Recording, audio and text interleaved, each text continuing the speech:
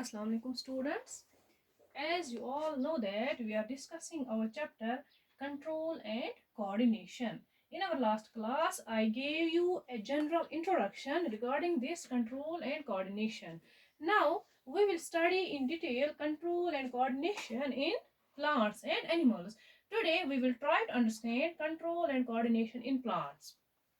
Dear students, as I have already told you that in case of plants, the coordination and control is maintained by only hormones. There is chemical coordination.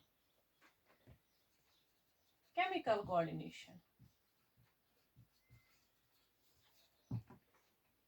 Hormones के जरिए से control and coordination maintain रहता है in case of plants there are no electrical signals there are no electrical impulses in case of plants, so the whole coordination and control is dependent upon the hormones, or we may say plant hormones, which are also called as phytohormones. Phytohormones. So, dear students, you people, this thing I have already told you. Why there are only hormones? Why there is no need of electrical impulses? What is the difference between plants and animals? That we have already studied. Today we will try to understand these phytohormones and their function in general.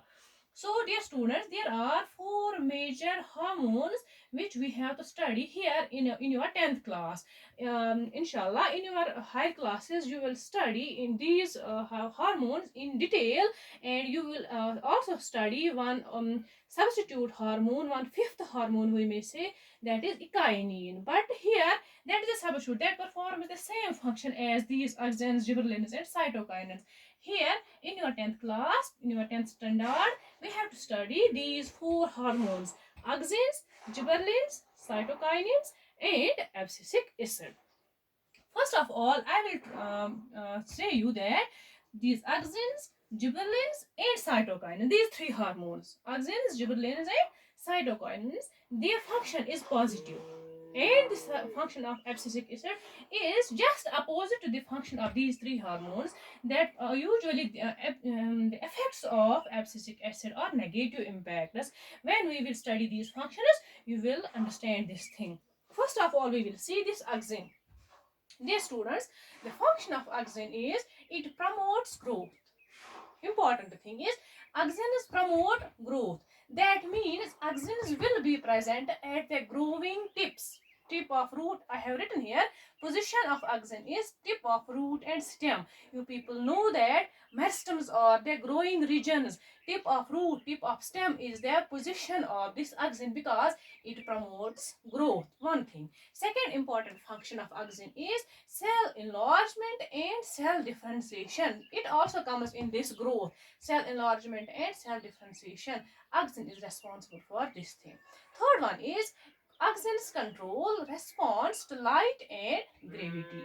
You people know that plant show response to light, plant show response to gravity, and that response to light and gravity we may call that as phototropism and geotropism. Inshallah, we will study that in tropism also, plant movements. When we study there, we will understand it well. Here you have to remember that auxins control response of the plants towards light and towards gravity. That means phototropism and geotropism, that is controlled by this plant hormone, that is auxin. Position, I told you, it is present at the tips of root and stem. So these are the main functions of auxins. Then we will see this gibberellin. Gibberellin, it always functions. It is functionable only in presence of auxin.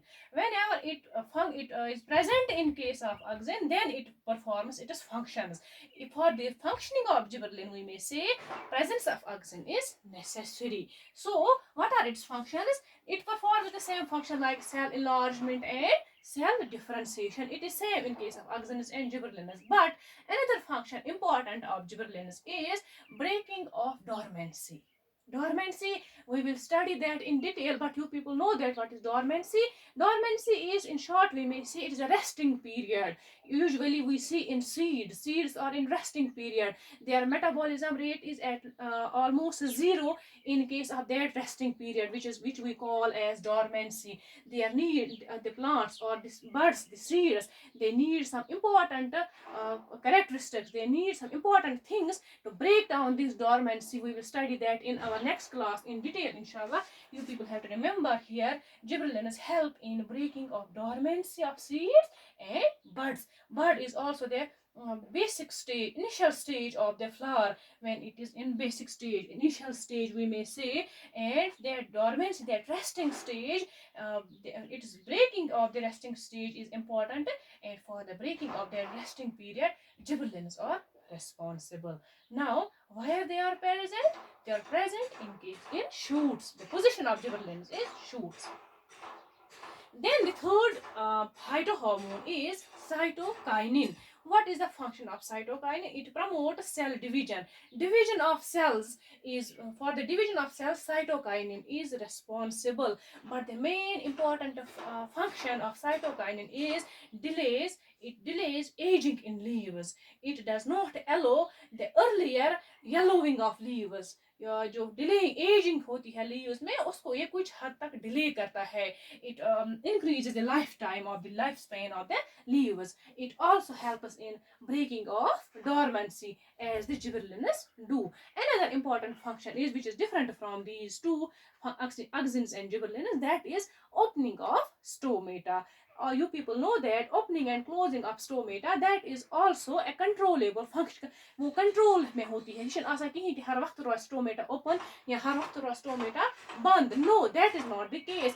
Stomata opens when there is when the plants need to release some water, excess water, and that closes when water is in less quantity in case of plants. So opening of stomata is controlled by the cytokinin. Cytokinin guards when the stomata has to open, when the plants possess excess water which needs to be removed from the plant, excreted from the plant. Then this cytokinin allows the stomata to open and then release the water. Opening of stomata is also responsible for gaseous exchange. That is also responsible, controlled by cytokinin.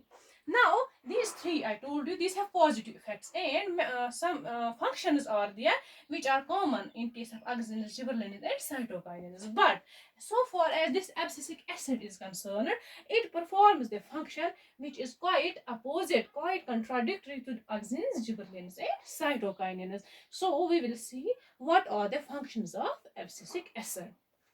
The first function of abscisic acid is it is growth inhibitor. These hormones, these three hormones promotes growth, but abscisic acid stops growth. It inhibits the growth in case of plants.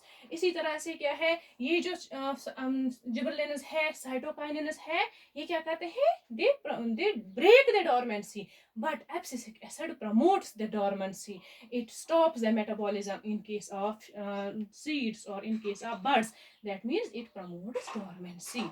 Third function is the closing of stomata. Cytokinins are responsible for opening of stomata, while as abscisic acid is responsible for closing of stomata. Abscisic acid is also responsible for falling and detachment of leaves from the plant when they are at their mature stage. When they are at their full growth, abscisic acid is responsible for the detachment and falling of the leaves. So these are the main functions of these phytohormones which maintain the coordination system in case of plants. The responses are generated by these hormones. The stimuli, the environmental changes which occur in our environment, those plants respond to those changes. Responses are generated inside the plants against those environmental changes, but for those responses to be generated, these four hormones are responsible. Inshallah, in our next class, we will continue the topic.